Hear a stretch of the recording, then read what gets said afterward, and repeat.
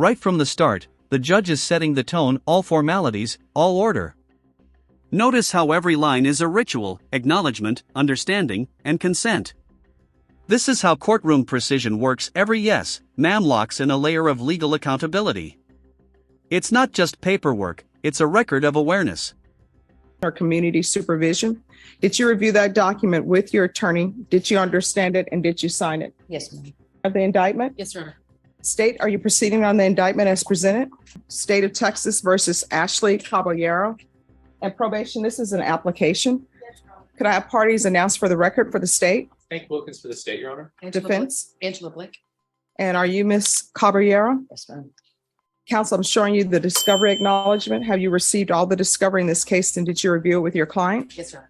Court will find that the state is in compliance with discovery. Ms. Caballero, I'm showing you what's entitled application for deferred adjudication or community supervision. Did you review that document with your attorney? Did you understand it and did you sign it? Yes, ma'am. Of the indictment? Yes, sir. State, are you proceeding on the indictment as presented? Yes, Your Honor.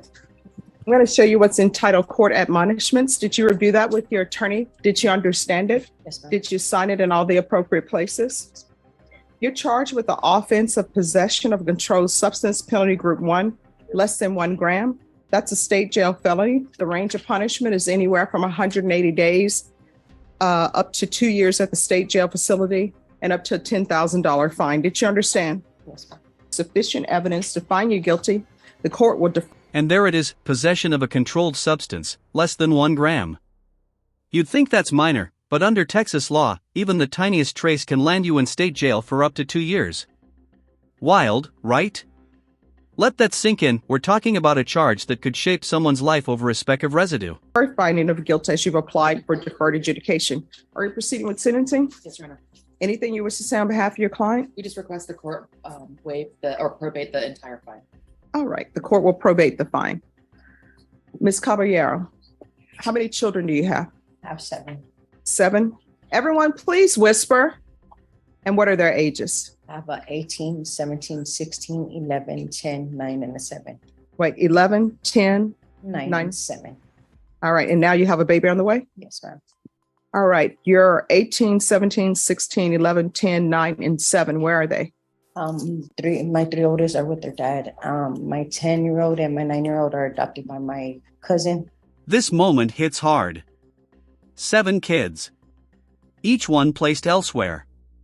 You can feel the courtroom shift. It's no longer just about the law, it's about the human story behind it. What would you do if the system had your kids scattered across relatives and adoption papers? My 11-year-old and my 7-year-old are adopted by my brother. So because you're saying adopted, I'm assuming there was a CPS case? And what happened with the CPS case? I voluntarily signed over my rights. All right, what were they asking you to do that you did not do? I didn't comply with my house service. I needed 1 room to be completed and it wasn't completed on time. So Child Protective Services does not have you signing away your rights because of place. I was doing everything I was supposed to. It's just, it wasn't, my house wasn't completed to get my kids back on time. So it was either the state took them or they voluntarily signed over my rights. Child Protective Services, that's not the way it works. The way Child Protective Services works. And I will tell you, I think your attorney. Here's where Judge Boyd goes full reality check. The defendant's story doesn't quite add up, and the judge's tone shifts from neutral to surgical. This is a courtroom truth bomb. CPS doesn't just remove children for a messy house, they do it when deeper issues, like substance abuse or neglect, are in play. Brutal honesty time. You may have handled child protective. You have not? Not much. All right. I've handled plenty of Child Protective Services cases. And what you're telling me, that's not the way it works. You know how it works? They give you a year to get your life together to try to get your children back. And what ends up happening is you have a babysitter for free for a year. And what they want you to do is not use drugs. They want you sober. They want you to have a place for your children. They want you to be able to financially support your children. Now, if your housing is not ready, because they help you get housing. Yes, it was just that's what it was, the placement, my housing. It was just, they said that one of the rooms wasn't completely finished because I had to rebuild My rooms. No, let me just tell you, what you're telling me now is not true. And let me tell you why I say it's not true. Now, that may be a part of it, but that's not the whole reason, because I just told you, Child Protective Services, if you need housing for your children, guess what? They will help you get housing for your children. If there's a problem with the house where you're staying at, where maybe it's not up to code, guess what? Child Protective Services will help you get your house up to code. They do all of that. But if your house is not up to code, if you're moving a man in that you're not supposed to be moving in, and if you're still doing drugs, no, Child Protective Services is not giving your child back. And they will give you a year to get your act together. And if you have your act together within that year, but you still need a little thing, like, for example, you're telling me you need your housing, they will extend it. So the fact that all these children you have, which is 1, 2, 3, 4, 5, 6, 7, and you don't have any of them in your custody and all of them were adopted out, that tells me not only did you not do anything within a year, and the fact that they didn't extend you, because it doesn't sound like they extended you, that means that you were not doing anything. And now you're about to have another child. Are you employed? No. When's the last time you had employment? 5 years ago. I'm sorry? 5 years ago. 5 years ago. And is the father of this child the same father of your other children? No. Who's the father of the 18-year-old? His dad, Christopher. Christopher? Solis. So Christopher is the father of 18, 17, and 16-year-old? Who's the father of the 11-year-old? Daniel Delaveres. Who's the father of the 10 and 9-year-old? The same. And the 7-year-old? Same. And this child? No, not this one. So how often are you using meth? Well, I was using it often when they took away my kids, but when I signed them over. See, now this is where the dishonesty come in. I asked you, why were your rights taken away from you? And what did you tell me? Housing. And I even told you, I've done CPS cases and they don't just take it away for housing. Now you come back with, I was using when they took my children away and I signed. After I got my kids taken from me. Yeah. That's when I started using meth. How many times were you using meth? After they took my kids, I was using it on every day. All right. And how many times were you using it before CPS even got involved in your life? I wasn't using it. Oh, so why did CPS get involved in your life? Because my daughter had an accident. Which daughter? My youngest, my 7-year-old. What accident did she have? She fell from the second floor balcony to down the second floor balcony under the father's watch. Okay.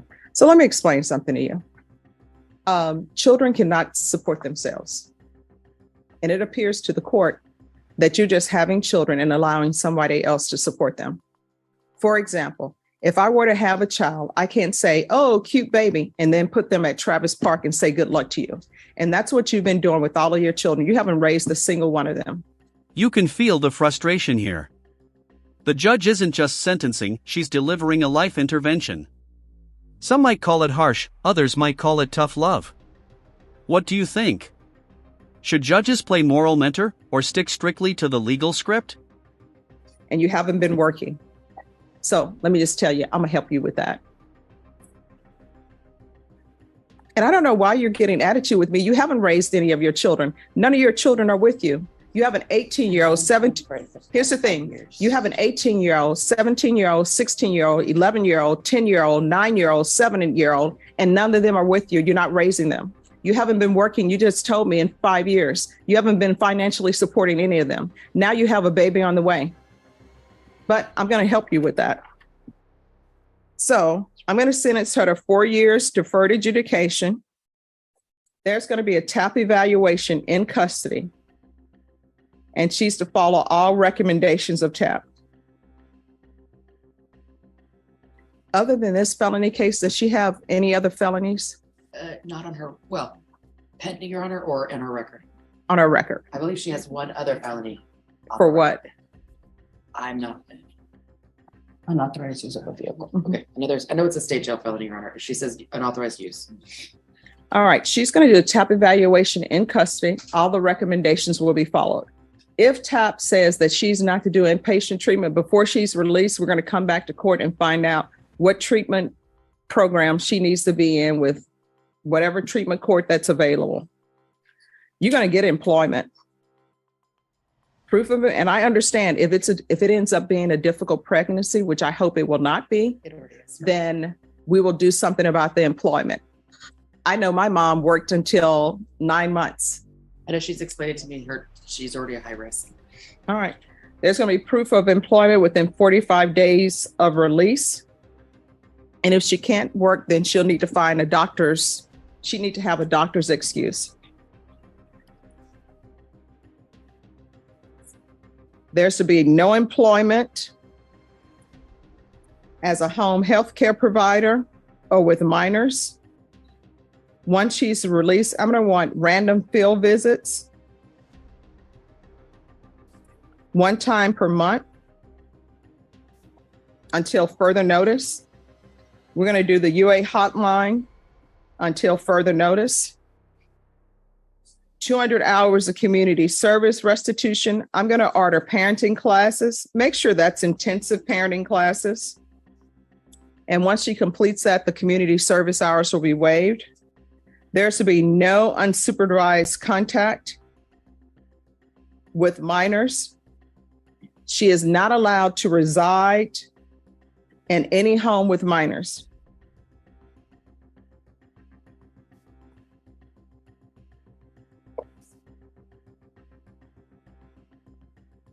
There's a $500 fine that will be probated. Regular reporting by Zoom or in person. How far did you go in school? I went up to the 10th grade Why didn't you graduate? because I was going down the route path. Okay. And do a gang evaluation on her, please. Probation, is there anything else she needs? Anything else you need from the court? No, ma'am. All right, because this is a plea bargain agreement, because I followed your plea bargain agreement, and because you waive your right to appeal, you do not have the court's permission to appeal. Do you understand? All right, and did you review the trial court certification of defendant's rights to appeal with your attorney, and did you understand it? Yes, ma'am. All right, we can go off the record. Here's the thing.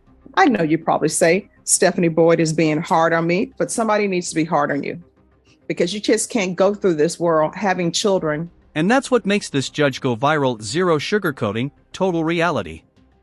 Her words cut deep because they're bigger than this one case. They're about accountability, responsibility, and what happens when the system runs out of patience. Whether you agree or not, you can't look away. And wanting somebody else to support him. And that's what's been happening. You can't go through this world and not have employment. The only people who are allowed to not really have employment are eccentric, wealthy people because they already have the money. But you're going to have to get a job. You can't be finding yourself now. You know the reason why you don't have time to find yourself? Because you have all these children and you continue to have more children. So it's going to have to stop. You understand? Yeah. All right. Good luck to you. 6495. State of Texas versus Antonio Rios III. Can I have parties announced for the record for the state? Daniel Escobar with the state of Texas. Defense. Michael J. Sawyer for the defendant, Your Honor. And are you Antonio Rios III? Yes, Your Honor. Showing you what's entitled motion to enter adjudication of guilt and revoke community supervision and states motion to supplement pending motion to enter adjudication of guilt and revoke community supervision. Did you review those documents with your attorney? Did you understand them? Yes, Your Honor. Are you the same Antonio Rios III who was placed on deferred adjudication in 2022 CR 6495 for the offense of possession of a controlled substance? Penalty group 1, 4 grams to 200 grams on September 20th, 2022 for a term of 6 years. Is that you? Yes, Your Honor. All right, state. Violated condition number 4 in Bexar County, Texas. The defendant, Antonio Rios III, then and there failed to report to the supervision officer as directed for the month of December 2022 in violation of condition number 4. How do you plead to that? True or not true? True, Your Honor. Your Honor, state waives all the violations. Any objection? None, Your Honor. Did you understand by pleading true to violation of condition number 4, the court could find it true, grant the motion, find you guilty, sentence you up to 20 years in prison and up to a $10,000 fine? Yes, Your Honor. Knowing that violation of condition number 4 true, is there a proposed agreement? Yes, Your Honor. It's SATIT followed by aftercare. Is that the agreement? It is, Your Honor. All right, can you raise your right hand for me, please? Do you solemnly swear or affirm the testimony you give will be the truth and nothing but the truth, so help you God? Yes, Your Honor. All right, if you can lower your hand, make sure you speak up, state your name for the record. Antonio Rios III. All right. So why do you feel you need to go to SATA? Well, I really had a pretty hard time, trying to make it out here in the free world, and lost my home, and job was going pretty slow, and just didn't have a car or anything to work with, so I couldn't really put myself out there. SATA is not for people who've lost their homes. So we're back to, why do you feel that you need SATA? Oh, I guess No, not I guess. for me to help me with the problem that I've had for a while. And what is that? Having drug problem. And what drug is that? That was methamphetamine. All right. And I see your tattoos. Is any of that gang related? Oh no, man. They're just regular pet tattoos. Probation, has there been a gang evaluation done on him? Here's the thing. Many times I'm asking about tattoos because I'm curious, but there are also some tattoos that are gang related. If you're not honest with me about your gang affiliation, you know what's going to end up happening? You're going to be sitting at the jail, if I follow this agreement, waiting to go to SATA, and then SATA is going to discover that you're a gang member and you're not going to be eligible for SATA. And then it's going to come right back here. So any gang affiliation? No, not whatsoever. Okay. Your Honor, if I may. Yes. I had that conversation with my client. I don't know in advance the court's position in these matters. I know any symbols related to. And that's 13, next month, if you're any gangs after, and he said no. You're just tattoos he had acquired. Okay. All right. Probation, is this your recommendation? Yes. All right. What have you done on probation other than not appear? What I have done the Zoom class, participated on Zoom with my probation officer. So you're saying you did orientation where you checked in? Yes. And Vashawn, you're saying no? 3 months. So that's all you've done. So basically you have done nothing. Right. So why should I continue you? Just so I don't have to be out there in the streets and doing the same thing again. I don't want. No, but everybody over in the box and everybody who goes to prison would love to say, give me a chance so that I won't be out there doing the same thing. Right. That's not a good reason. It doesn't appear that you've done well on probation. I haven't, Your Honor, that's true, but given the fact that out there. Well, I mean, at the end of the day, though, why is the court, because this is a criminal court, why is the court responsible for you having a place to go? Well, it'll help me find myself, I guess. I'm trying to do better for my life, and with a program like this. How old are you? 48. All right, I can say this because I've had family members who were your age and actually older who are saying they're trying to find themselves. You should have already found yourself. Right. You know, that gap year, although I wasn't allowed a gap year, but that gap year is from the time you leave high school before you go to college, so you can supposedly find yourself. You know, in my household, you can find yourself in a room, you can find yourself at a job, but nobody's going to be sitting around this house finding themselves without working or going to school. Do you have children? Yes, I do. They're grown up. And what are their ages? 28 and 29. And did you participate in their upbringing? Yes, I've to them at their upbringing. When did you start using drugs? After I was like maybe 28, 29. Okay. Well, let me just tell you. Deputy Laura always says that probation in this court is very hard. And it's hard because, one, I'm trying to give you the tools you need to rehabilitate yourself. But sometimes it's too hard for people and they come right back. Well, I have been clean for the past 6 months, 8 months.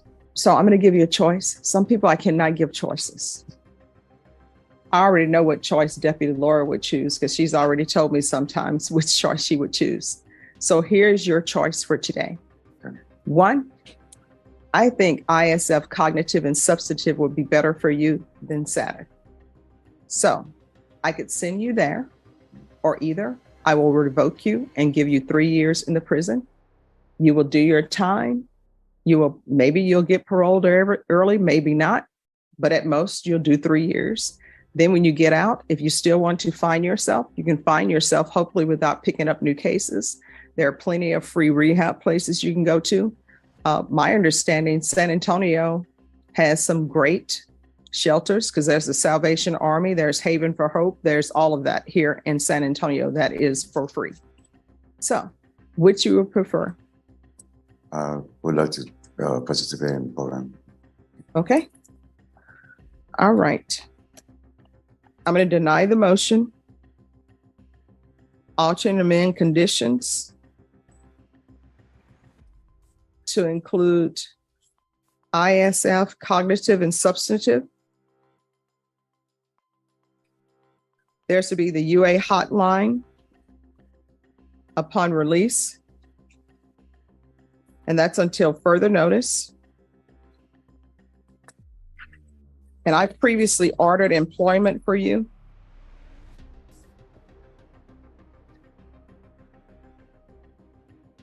So proof of employment within 45 days of release. There's to be no employment as a home health care provider with minors. There's to be no unsupervised contact with minors. And probation will continue with the previously ordered field visits. And that's 1 time per month.